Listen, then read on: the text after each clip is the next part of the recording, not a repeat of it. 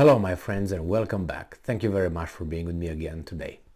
Before I start reading the article that I have for this video, I will say that I do not believe, and I don't think there's the evidence, that Russia would like to attack the rest of Europe or the entire world. Okay, so from the get-go, I will say that I do not think that is accurate description of Russia's intentions. People can believe whatever they want, but the same here, nobody will make me change this assessment. Okay, so let's go further. So with that being said, I think that each and every country on this planet should have its own interest taken care of. That means the leaders that were elected democratically or not democratically should care in the first place for their citizens. Now in this case, you don't fool the citizens in supporting something that is not possibly in your own interest. And I'm talking about the Ukraine war and European countries. The lie goes that the European countries must help another country, because if they don't help that country that was just attacked irrationally by another country, then the next one is going to be their country and their country and that country. I do not subscribe with this childish representation, weasel-like representation of reality, and with this kind of scenarios. There's no evidence to suggest that this is Russia's plan. And if you use Ukraine, you see Ukraine, that's not a justification. It doesn't mean that if I beat my neighbor because he raped my wife, I'm gonna come to your house as well if you didn't rape my wife or you didn't beat my children, okay? So that's a basic fucking logic here. So yeah, he's gonna come next and take us. Did you do anything to me? No. Did that guy do anything to me? According with your weasels? No. According to me and things that you don't want to look at? Yes. So now he gets a little beating, and it's not, unfortunately, it's Ukraine, but not Ukraine is the problem here. The problem is someone else who wants to take over the world already is 80% like this, but is the country who actually pulls all the strings around. Now we have Germany. Germany, its balls were cut in 1945, okay? And they couldn't find them and they can't grow new ones. But it seems like there are some citizens in Germany that have balls, and they sometimes, refuse. They refuse to accept the bullshit that the German population is fed by other interests, and they refuse to participate in the frenzy and Russia hysteria, not because they like Russians, but I think because they see the bullshit and they see their population, their people, his, in this case is a guy, his nation being kneeled and fooled.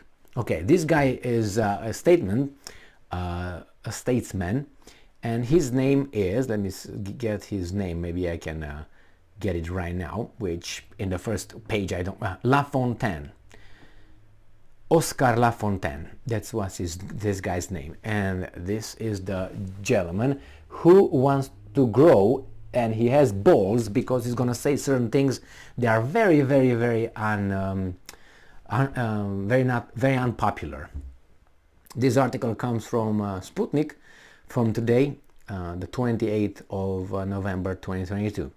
German statesman slams EU leaders' spinelessness, demands NATO's dismemberment, closure of US bases. So he hits right to what's going on here. So EU leaders, no spine, they are weasels, demands NATO dismemberment. I don't know about that one, but NATO, unfortunately, if it would have stayed to its initial role of defending, no problem. But it turned, after 1991, it turned into something else. The police of economic interests of one country. So that's what NATO is right now, supposedly. Their army, our armies actually, that we pay for, are used to protect business interests of other international corporations that will then tax us, provide for us and tax us, and we pay for that. and in the meantime we participate in whatever they do in Yugoslavia or in Libya, just to give you two examples. If you want, I can go on and on with Iraq and others. So let's see, Germany has found itself reaping the consequences of the crisis in Ukraine, facing skyrocketing energy and food costs, recession, and a danger of permanent deindustrialization as Washington and Brussels continue to call for more and more sanctions against Russian energy to try to, quote-unquote, punish Moscow for its military operation in Ukraine. The United States and its allies have spent the entire period since 2014 preparing for a confrontation with Russia in Ukraine. Oskar Lafontaine, a veteran German statesman with over 40 years of political experience under his belt, has said, and I'm quoting, "Of course, I also mean the conflict in Ukraine, which began with the Maidan Putsch in Kiev in 2014. Since then, the US and its Western vassals have been arming Ukraine and systematically preparing it for confrontation with Russia. Ukraine thus became a de facto, if not de jure, member of NATO. This backstory has been studiously ignored by Western politicians and the mainstream mass media," Lafontaine told Deutsche Wirtschaft Nachrichten in an interview published Sunday. "For more than 100 years, I'm quoting, it has been the declared aim of US policy to prevent German business and technology from merging with Russian raw materials at all costs. It is perfectly clear that if you take this history into account, we are dealing with a US proxy war against Russia, which has been prepared for a long time," end quote, Lafontaine said. Lafontaine, who has worked under Willy Brandt, Helmut Schmidt, Helmut Kohl, and Gerhard Schröder, and served as president of the Bundesrat, minister-president of Saarland, minister of finance and leader of Die Linke and the SPD, blasted the current crop of German and European leaders for going along with policies which have brought Berlin to the brink of disaster. And I'm quoting, "It is unforgivable that the SPD in particular betrayed the legacy of Willy Brandt and his policy of détente and did not even seriously insist on compliance with the Minsk agreements," end quote, the politician said. Remember the Minsk agreements? Didn't even care about implementing those, even though they were guarantors, the Germans and the French. Didn't care. Why? Because the Americans said, just do that, buy time, as Prokoshenko said, or Prokoshenko, whatever his name, the previous, Poroshenko, whatever his name is, the former Ukrainian president. In an article I made a video about 2 days ago, he stated that. And he says here that insist on compliance with the Minsk agreements, the politician said, referring to the 2015 peace agreements meant to restore peace to the Donbass. Lafontaine slammed the German government over its limp-wristed response to the destruction of the Nord Stream pipelines, which he characterized as a declaration of war on Germany. "It was pathetic and cowardly of the federal government to try to sweep incident under the carpet, despite evidence that the US either carried out the attack directly or greenlit it," the politician said. Did you hear this?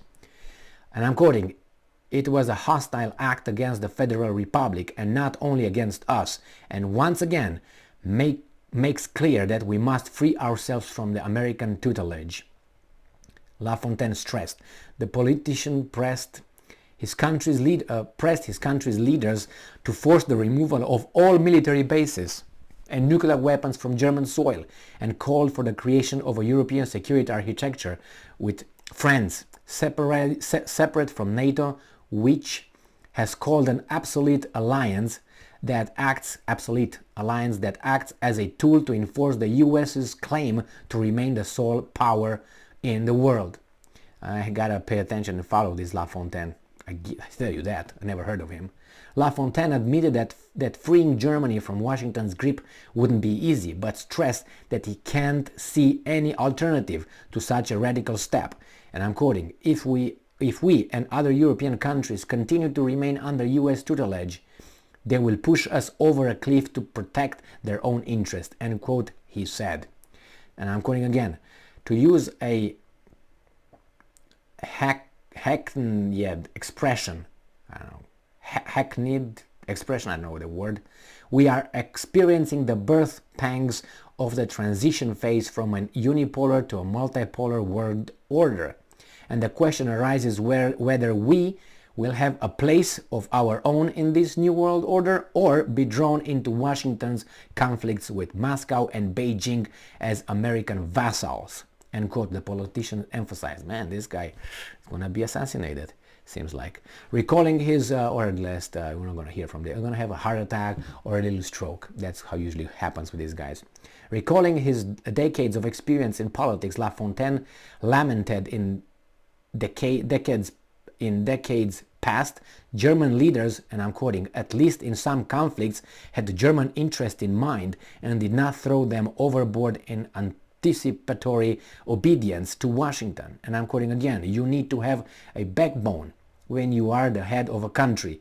The image of Chancellor Scholz standing like a schoolboy next to President Biden when he announced that nothing would come of Nord Stream 2 was humiliating, end quote.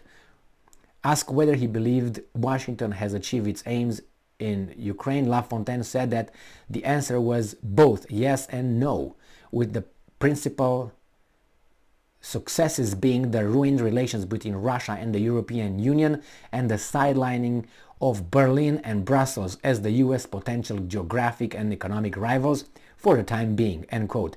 And I'm quoting again, they are setting the policies of EU states even more than before the Ukraine conflict, thanks also to compliant politicians in Berlin and Brussels.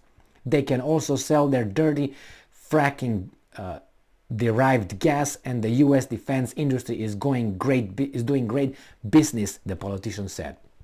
On the other hand, they have not succeeded in ruining Russia, as German Foreign Minister Annalena Baerbock, an idiot, put it, overthrowing Vladimir Putin and installing a puppet government in Moscow to get better access to Russian raw materials, as was the case in Boris Yeltsin's time. I didn't write this. I have to confess, none of this is written by, it's an article that was not written by me, and this is Lafontaine. Somehow, he's my mouth brother, if you know what I mean. French mouth, French. Jesus Christ, Lafontaine.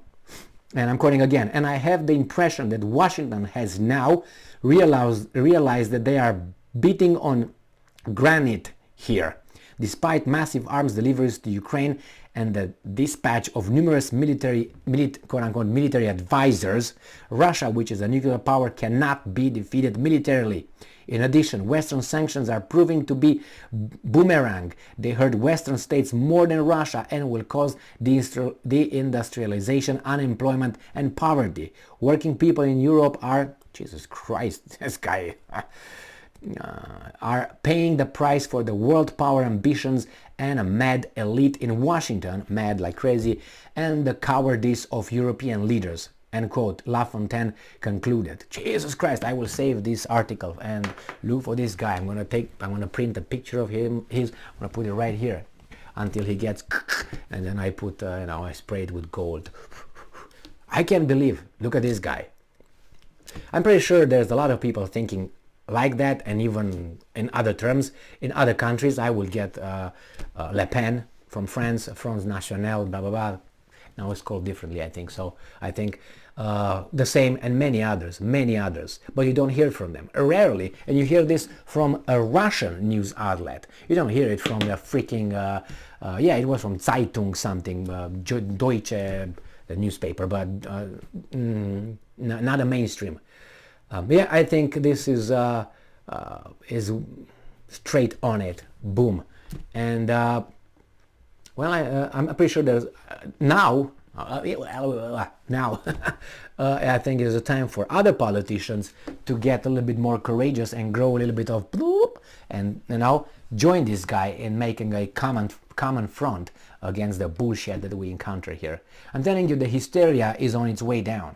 Why? Because it hurts big business, and it hurts people with money, and they lose money. When those guys lose money, they're gonna grab the little dingy-lingy of the guys that they handle, and they will pin them against the masters from Zimbabwe, from across the Atlantic, and then what?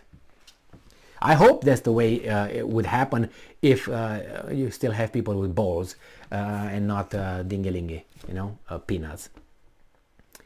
Good job, Mr. Lafontaine. Keep it up. I hope you stay alive somehow. Thank you very much for being with me again today. Stay strong, stay smart, look for the truth, and be just.